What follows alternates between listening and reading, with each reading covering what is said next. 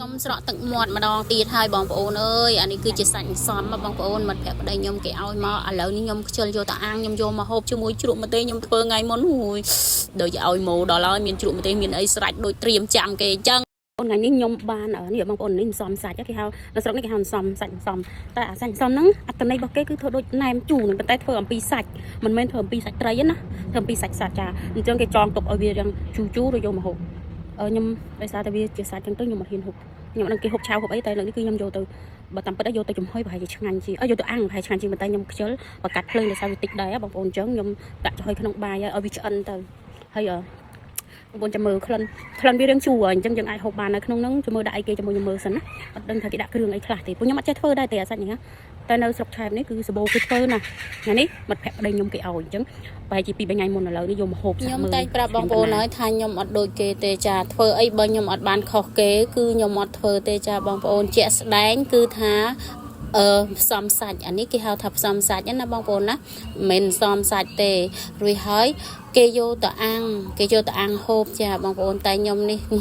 ធ្វើអីប្លែកទៀតហើយបងប្អូនអើយដោយសារតែខ្ជិលបងប្អូនអញ្ចឹងមិនគេថាបើចង់បានបែបថ្មីគឺថារោអ្នកខ្ជិលទៅអ្នកខ្ជិលគឺចេះរោល្បិចអីថ្មីរហូតចាថ្ងៃនេះយកមកចំហុយបងប្អូនខ្ញុំគិតថាវាស្តៀងទៅនឹងផ្អកជូរត្រីសាច់ជូរអីចឹងដែរអញ្ចឹងហើយយកមកចំហុយក៏មិនខុសដែរដោយសារតែយើងខ្ជិលផងតែបើយើងយកទៅអាំងវាឈ្ងុយហ្មងបងប្អូនឈីវចឹងណា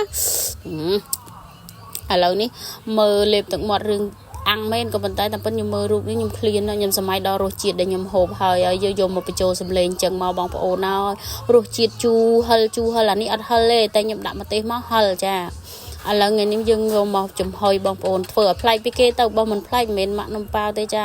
ហើយថ្ងៃហ្នឹងបានសាច់សំពីរហ្នឹងគឺថាមិត្តភក្តិប្តីទេគេឲ្យមិនដឹងមិត្តខាងណាខាងណីទេឲ្យទៅយកមកគឺខ្ញុំហូបខ្ទេចហូបខ្ទីចាហើយអរគុណទៅដល់អ្នកដែលបានឲ្យសាច់ផ្សំនេះផងគឺថាឆ្ងាញ់រសជាតិឆ្ងាញ់មែនទែនហើយចាំមើលរៀនធ្វើមើលចេះធ្វើគេដែរណាបងប្អូនចាហើយសម្រាប់សាច់ខាងក្នុងខ្ញុំមិនដឹងធ្វើអំពីសាច់អីទេមិនដឹងថាគេធ្វើអំពីសាច់ជ្រូកឬធ្វើអំពីសាច់ស្អីទេនេះដល់ពេលអញ្ចឹងគឺតែពីហូបកុំឲ្យតែគេឲ្យអីគឺថាហូបហ្មងបងប្អូនចាជូរហ្មងឆ្ងាញ់ហ្មងដាក់ម្ទេស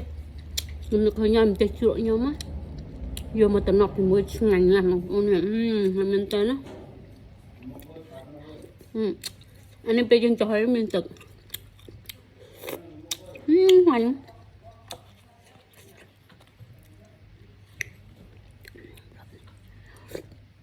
ជូរឆ្ងាញ់ខ្ញុំជ្រក់ខ្ញុំតំណប់ម្ទេសជ្រក់ខ្ញុំគឺថាឆ្ងាញ់ហ្មងយើងធ្លាប់ហូបណែមឆៅណែមអីគឺគេមានម្ទេសក្នុងនឹងស្រេចដោយសារតែសាច់នេះអត់មានម្ទេសអញ្ចឹងហើយចៃដន្យមែនទែនដូចត្រៀមទុកចឹងបងប្អូនអើយអាជ្រក់ម្ទេសជ្រក់ខ្ទឹមខ្ញុំធ្វើថ្ងៃមុនត្រូវគ្នាប៉េះនិយាយពីថាដាក់ទៅចាប់មាត់ហ្មងបងប្អូនសឹងថាមិនបាច់ហូបបាយក៏បានដែរបងប្អូនយកមកដាក់ជាទៀតស្អប់អាមិនអញ្ចឹងនឹកឃើញតែរឿងអញ្ចឹងមែនចារួចហើយគឺយកមកដាក់ចឹងមកបងប្អូនអើយកន្លះអាគ្រឿងជ្រក់ហ្នឹងកន្លះកន្លោខ្ញុំដាក់ខ្ទេចគ្មានសល់ទេហូបហើយនិយាយពី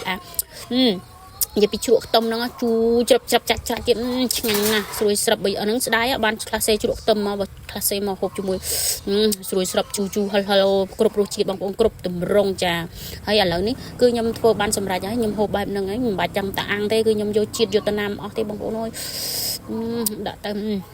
ខ្ជិលមើលខ្ជិលអី